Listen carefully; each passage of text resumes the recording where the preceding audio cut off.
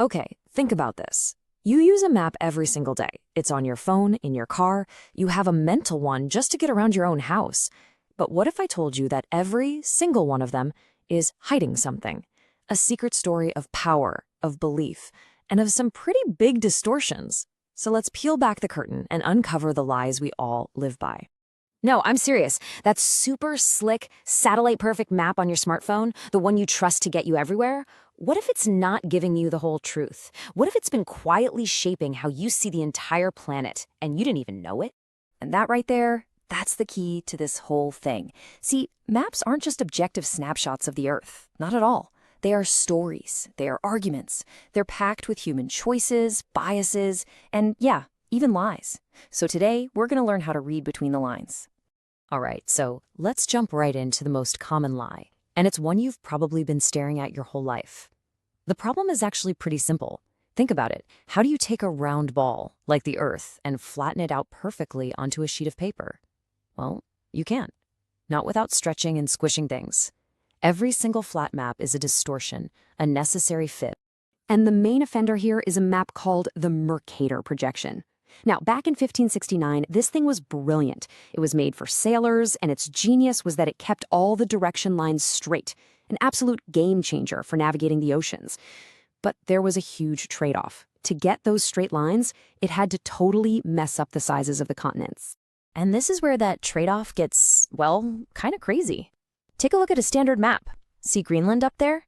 It looks huge, right? Like as big as Africa. But the truth, the reality, is Africa is so mind-bogglingly massive, you could fit the entire United States, China, and India inside it and still have room left over.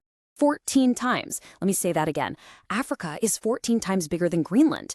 This isn't just a tiny mapping mistake. It's a massive, worldview-shaping distortion that's quietly influenced how we see the importance of different parts of the world for hundreds of years. And that's the real takeaway here. This isn't just some technical quirk. When a map makes Europe and North America look bigger and shrinks the countries around the equator, it pushes a certain point of view, doesn't it? It's like they say, maps are mirrors. And for a long, long time, that mirror has been reflecting a very specific, very Eurocentric world. So that begs the question, how did we even figure out the Earth was round in the first place? Let's rewind a bit and look at how we went from thinking there were monsters at the edge of a flat world to creating a globe we could actually hold. You know, this whole journey started way back with the ancient Greeks. First, you had Pythagoras, who just figured it made sense for the Earth to be a perfect sphere. Then, this genius named Eratosthenes came along, and just by looking at shadows in two different cities, calculated how big the planet was. And he was shockingly close. And then finally, Crates of Malice goes and builds the first actual globe. I mean, can you just stop and picture that? Actually holding a miniature version of the entire world in your hands, when pretty much everyone else on Earth thought you could sail off the edge. That's not just a cool invention, that's a fundamental shift in how humanity sees itself. But, you know, progress isn't always a straight line. For hundreds of years, maps weren't really about getting from point A to point B. They were about faith. Take these medieval TO maps. They weren't for sailors. Nope, they were basically religious diagrams, putting Jerusalem right at the center of God's creation. It was a map of belief, not a map of places. Okay, and this is where the story takes a darker turn. Because if a map can show what you believe, it can also be used to force your beliefs on others. Now we're going to get into how maps went from being tools to being weapons, instruments of power, control, and conflict. And don't get it twisted. A line on a map can be as powerful and as destructive as an army. Just by drawing a line, you can claim land, you can split communities, you can literally invent a country. And the consequences can be absolutely devastating. There is no better or more horrifying example of this than the Berlin Conference back in 1884. Picture this, a bunch of guys from European powers sitting in a room, and they just carve up the entire continent of Africa with pens and rulers, completely ignoring the millions of people who actually lived there. And the fallout from that meeting? It was catastrophic. Those straight lines they draw on the map, they sliced right through ethnic groups and ancient societies. They forced rival groups into the same country.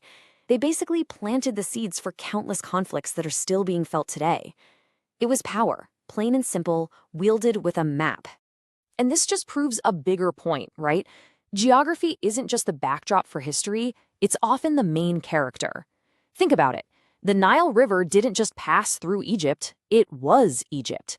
The Himalayan mountains weren't just a feature on a map, they were a massive wall that directed the flow of entire civilizations. In so many ways, geography really is destiny. Okay, so where does all this history leave us now in the 21st century? Let's bring it all home, right back to that map on your phone, and see how we got from clay tablets to satellites. I mean, the evolution is just incredible when you lay it all out. We went from ancient clay tablets that showed maybe a few fields, to religious maps that pointed the way to the afterlife, to the great sailing charts of the age of exploration, then to super precise scientific surveys, and now, here we are with a live, constantly updating digital twin of the Earth. And really, the digital age of maps kicked off in 1972. That's when NASA launched the Landsat-1 satellite. And for the very first time, humanity had this digital mirror, an eye in the sky that could see the whole planet. And that technology is the great-grandparent of the Google Earth and GPS that you and I use literally every day. So when you boil it all down, it comes back to this one idea. Every map, I don't care if it's carved in stone or glowing on a screen, is a kind of self-portrait.